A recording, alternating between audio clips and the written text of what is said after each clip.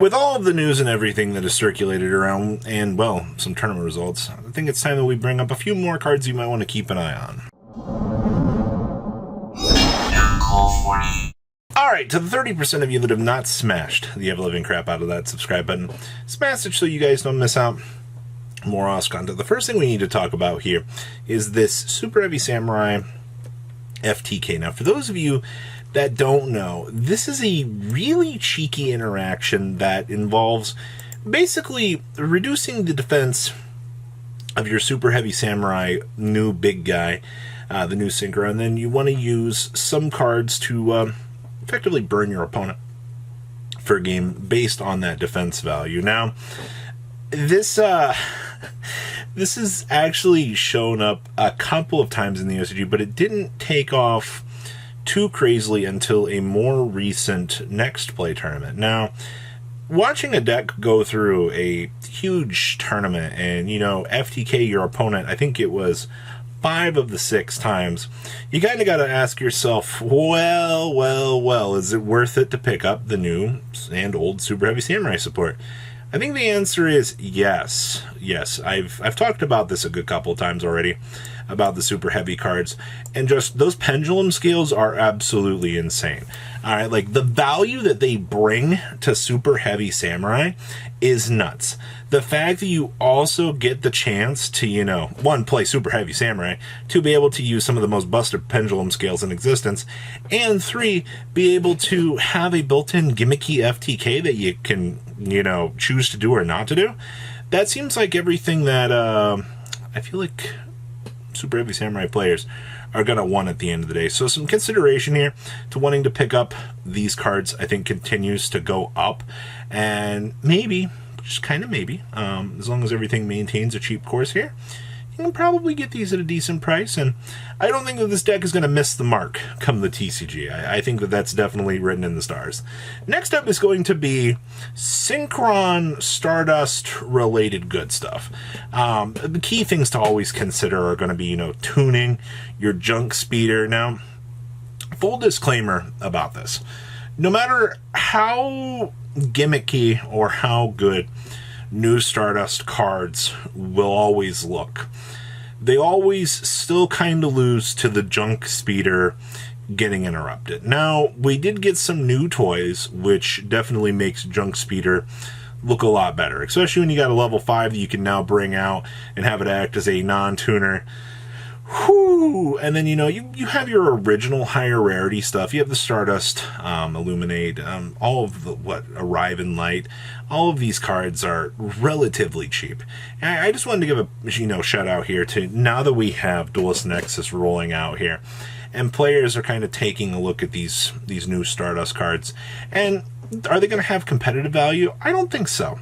But I always want to give a shout out here to the players that enjoy these particular things. I just wanted to mention, you know, standard Synchron stuff. You know, high rarity tunings will always be targeted for crazy buyouts. It already happens. I mean, that card still hasn't recovered from the last 3 times that, you know, something's happened. I swear every time a new Stardust card gets mentioned somewhere along the way, I think Assault Synchron triggered, you know, a crazy buyout on tuning as well. It is something quite magical to watch as players kind of lose their mind and you see these things disappear. But there will always be a fun idea out here for Stardust. There will always be something crazy, but the problem is Dark Ruler no more exist. Board breakers exist in capacities to stop this deck. But you know what? If you said this is the time that I finally want to be able to play Stardust as a fun deck, nothing's stopping you. You now have cheaper tools to do so. Next up is going to be Tron. Now you're probably like, nope, Robbie's got a basement full of Tron cards. He's trying to sell them. Even if I had a basement full of these cards they're cheap. I wouldn't want to sell them for what they're at right now. Now the big thing I'm bringing this up for is the Hungry Burger archetype. Oh, the chefs that cook the burgers. Oh my gosh, being able to tribute all of your opponent's watch the Boiga eating all of your opponent's monsters, going womp, womp, womp, womp, womp across the field. It's literally Pac-Man if he was hungry, alright? Oh wait, Pac-Man's always hungry. I digress, alright? It's an epic story about demons cooking up well, your opponent, it's taking your opponent out to dinner. Well, the thing is, Minkonko cards, your whole shenanigans with Tron, these are all pieces and things that you're going to need to be able to play this deck.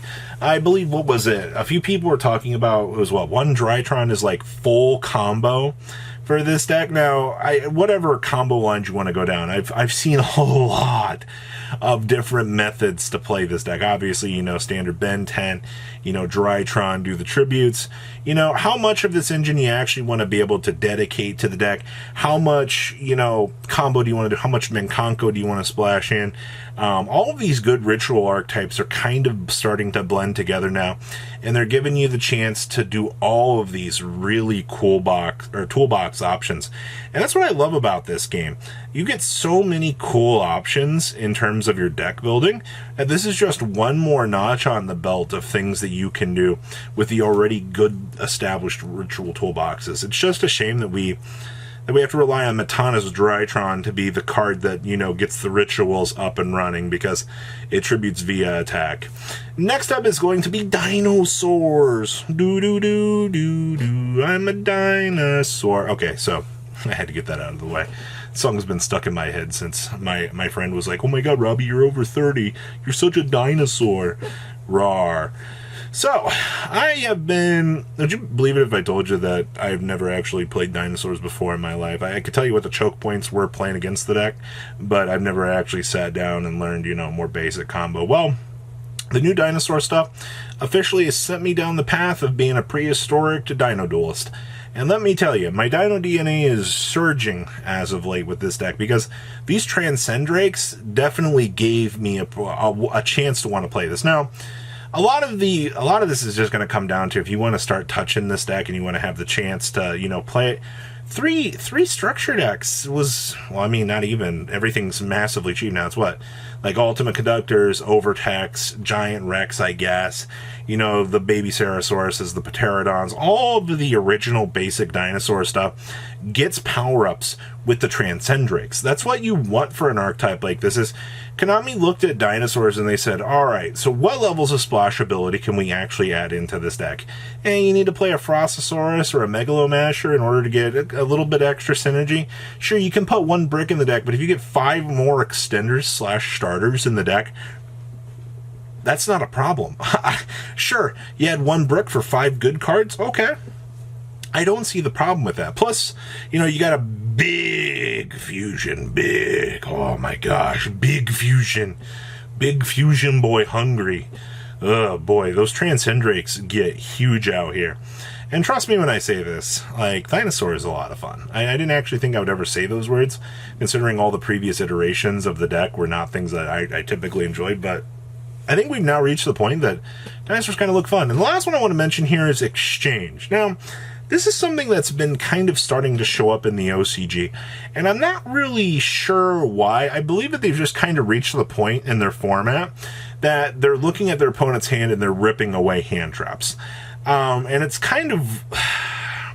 it's very gimmicky, and I mean, the last time Exchange was semi-relevant, it is very dependent on the format in which this comes up. I just wanted to kind of give this card a shout out and go, hey, you know, the OCG side of things is kind of starting to get a little bit crazy about this card. I haven't seen any data for this, but if I'm seeing stores out here kind of start to pay a little bit crazily for this, a couple red flags are starting to go up. So, I don't know. I don't think it's going to see play on the TCG side of things for a little while, but that's always dependent on, you know, how crazy is a format going to go. You know, do I need to rip a card out of my... Do I need the knowledge from my opponent to know what to play around? Honestly, in that fact, that's actually pretty important. You know, seeing if your opponent has a hand trap or something that, you know, you could set like a power spell and then, you know, proceed to play around it.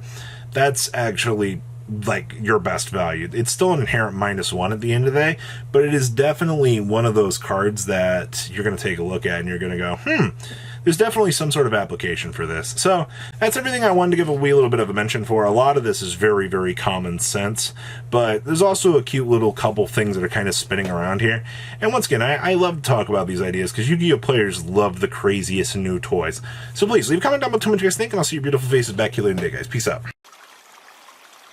Patrons, thank you. Thank